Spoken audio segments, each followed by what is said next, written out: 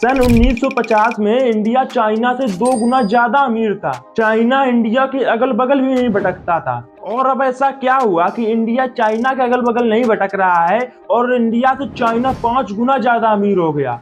Reality तो ये है कि इंडिया कभी चाइना की बराबरी कर ही नहीं सकता है। जब दोनों देश साथ में आजाद हुए और जब आजाद हुए तो चाइना से इंडिया ज्यादा अमीर था। और फिर ऐसा क्या हुआ कि चाइना वर्ल्ड में नंबर 2 पर रैंक कर रहा है और इंडिया उसके अगल बगल भी नहीं भटक पा रहा है।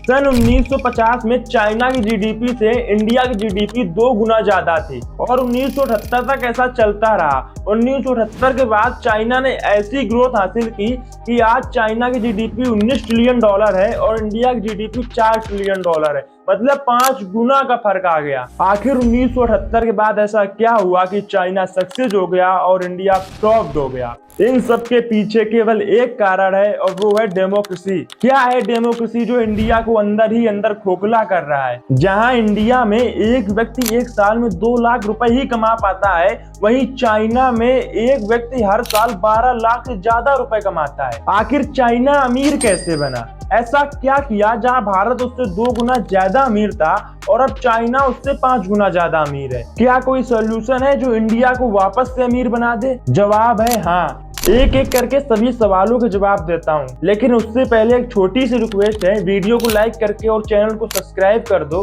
बहुत ज्यादा मोटिवेशन मिलेगा। तो चलिए शुरू करते हैं। इंडिया में पॉलिटिशियन सोचते हैं कि हमें पावर मिल जाए और जनता सोचती है हमारी सरकार बन जाए, देश जाए भाड़ में। इंडिया में जनता के हाथों में सब होता है। देश गवर्नमेंट नहीं जनता चलाती है। Wait I will prove it. जो देसी वोटों से चलता है, देश का राजा बनाना है वोट डलवाओ, बिग बॉस जीतना है वोट डलवाओ, जनता से वोट डलवाओ। लेकिन चीन में ऐसा नहीं है कि जनता के हिसाब से देश का राजा बनाया जाएगा। चीन में सिंगल आदमी, एक पर्सन तक देश के राजा के खिलाफ नहीं जाता है। वहाँ तानाशाही शासन है। भारत में पॉलिटिशियन सबसे पहले अपना बैंक बैलेंस भरते हैं, क्योंकि उनको ये पता ही नहीं होता है कि अगली बार उनकी सरकार बनेगी कि नहीं बनेगी। और चीन में बैंक बैलेंस भरने का सवाल ही नहीं उठता है। पूरा देश ही राजा का है, जब चाहे तब कुछ भी कर सकता है। वहीं भारत में अगर गवर्नमेंट कुछ भी करे तो जनता सड़क पर आ जाती है। आपको शायद याद होगा, पहले के समय में जब देश गुलाम नहीं था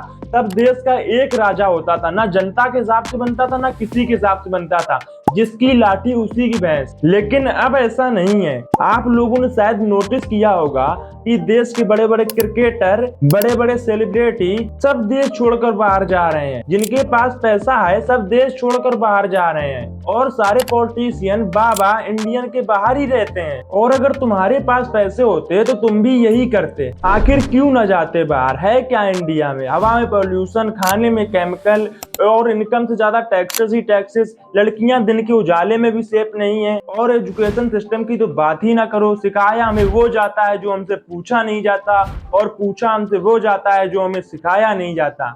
ऐसा लगता है कि कोई चाहता ही नहीं है कि देश रहने लायक बने। जहां चीन में पानी पर चलने वाली कारें बन गई, वहीं इंडिया में सड़कों पर चलने वाली ढंग की कारें तक नहीं है।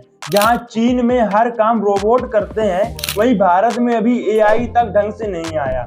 आप लोगों के मन में एक सवाल जरूर आया होगा, अगर चीन में सब काम रोबोट करते हैं तो वहां बेरोजगारी होगी? जवाब है बिल्कुल भी नहीं। वहां रोजगार की कमी नहीं है, रोजगार लेने वालों की कमी है। और एक तरफ भारत में अभी रोबोट तक नहीं आए और अभी से चारों तरफ बेरोजगारी छाई है। इन सब के पीछे का कारण है डेमोक्रेसी।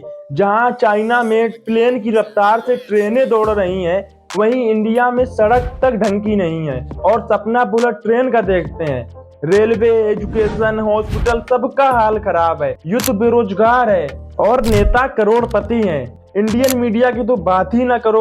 हॉस्पिटल, सड़कें दिखाने की जगह वो दिखा रहे हैं जिनसे उनको व्यूज मिले, पैसा मिले। मंदिर मस्जिद की लड़ाइयां दिखा रहे हैं, हिंदू मुस्लिम की लड़ाइयां दिखा रहे हैं। देश की युद्ध को डिग्री देकर बेकार बना दिया है। No job guarantee, no skill, लेकिन जनता सो रही है और नेता राज कर रहे हैं। अगर ऐसा ही चलता रहा तो भारत को खत्म होने में टाइम नहीं लगेगा। सो आज से जितने भी लोग इस वीडियो को देख रहे हैं, एक्शन लो और इंडियन मीडिया पर सवाल उठाओ, सरकार पर सवाल उठाओ और देश को सपोर्ट करो। देश की इकोनॉमी, जीडीपी बढ़ाओ। ये वीडियो उन दोस्तों को, उन फैमिली मेंबरों को शेयर करो जिनको देखकर कुछ मतलब फर्क जरूर पड़े। बस इतना ही, मिलते हैं किसी नेक्स्ट वीडियो में, तब तक के लिए बाय बाय।